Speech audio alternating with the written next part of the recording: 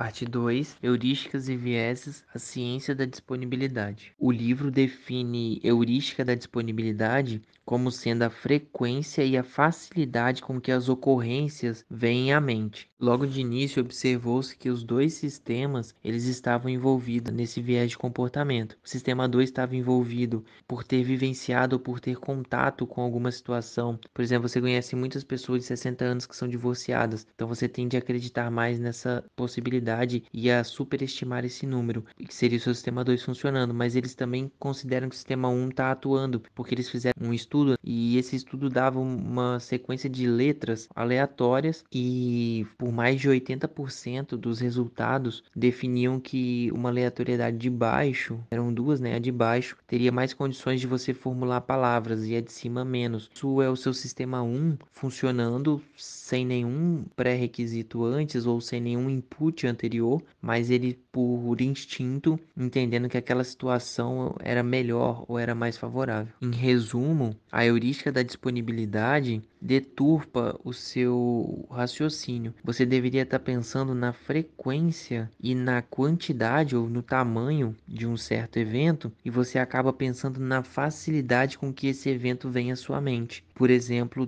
das pessoas de 60 anos divorciadas. Você deveria estar pensando em qual a porcentagem de pessoas divorciadas e não. Você acaba pensando quantas pessoas próximas de você conhece que são divorciadas. Ele cita dois exemplos: divórcios de pessoas famosas, porque isso aparece muito na mídia, e acidentes de avião, né? Após um acidente de avião, você está mais propenso a acreditar que o avião é perigoso. Quando eu observo que as mercearias do meu bairro estão sendo roubadas por pessoas menores de idade, mesmo que isso não seja repetido na cidade, nos outros bairros, eu entendo que a criminalidade ela passou para as pessoas menores de idade, né? O que eu estou vivenciando influencia muito. Um questionário interessante foi disponibilizado para os casais e nele era perguntado qual é a porcentagem que você contribuía com levar o lixo para fora, lavar a louça, limpar a casa.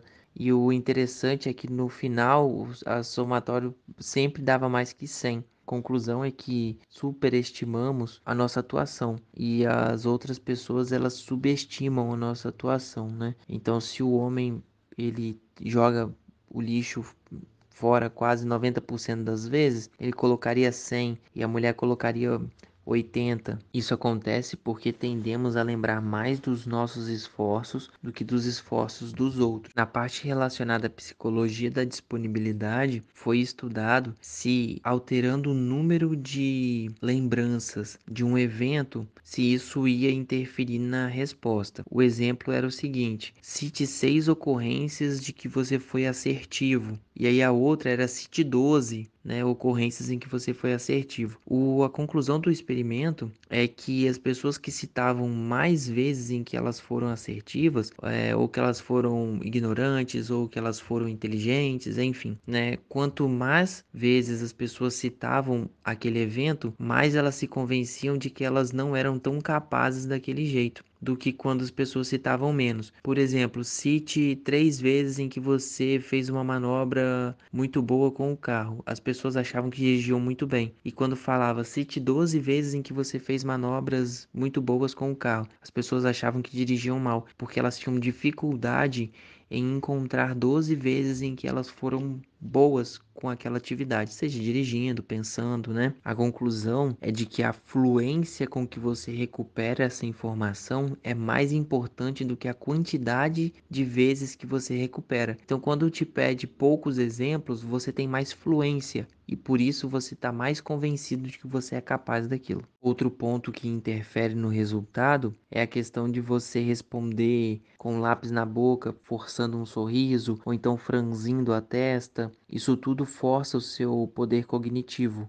e interfere igual a gente viu lá no início do livro, né? Isso vai interferir no seu resultado final. Uma pessoa mais sorridente é uma pessoa mais disposta, e uma pessoa com o olhar mais fechado é uma pessoa menos disposta. A análise do seu comportamento é que quando você tem dificuldade em encontrar as 12 situações em que você foi ignorante, por exemplo, o seu sistema um entende que você não é tão ignorante assim porque você não encontrou com facilidade, com fluência, essas 12 situações. Porém, existe um plus, vamos dizer assim, um outro estudo que foi feito, colocaram, por exemplo, uma música de fundo e diziam para as pessoas que estavam sendo estudadas que essa música de fundo atrapalhava na capacidade dessas pessoas em concentrar e em recuperar informações do passado. E aí as pessoas que tinham dificuldade em recuperar as 12 frases que já tinham por natureza, entendiam que não tinham conseguido fluência por conta da música e aí não se sentiam menos ignorantes, elas se sentiam mais ignorantes, porque elas conseguiam pegar os 12 exemplos de que precisavam.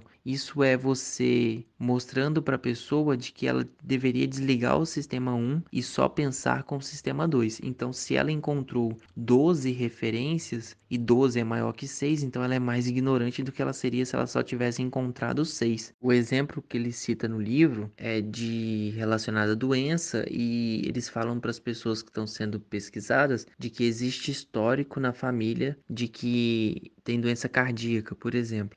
Essas pessoas que encontram 12 referências de problemas cardíacos, elas acreditam ter de fato problema cardíaco, mesmo que o fluxo, né, a fluidez não seja tão boa quanto se tivesse encontrado apenas 6. O seu sistema 1 ele desliga quando você quebra essa primeira barreira de dificultar na fluidez, né? Você está dizendo que ele tem um histórico familiar de doença, então você ignora o fato de não ser tão fácil encontrar as 12 referências. É a mesma coisa da música de fundo que atrapalharia na concentração. Ele termina o capítulo dizendo que confiar na intuição é apenas em parte um traço de personalidade. E ele coloca uma observação importante, porque as pessoas que têm poder, status, elas também agem dessa forma. Elas acham que por ter poder, elas são mais confiantes e por isso a intuição delas funciona melhor.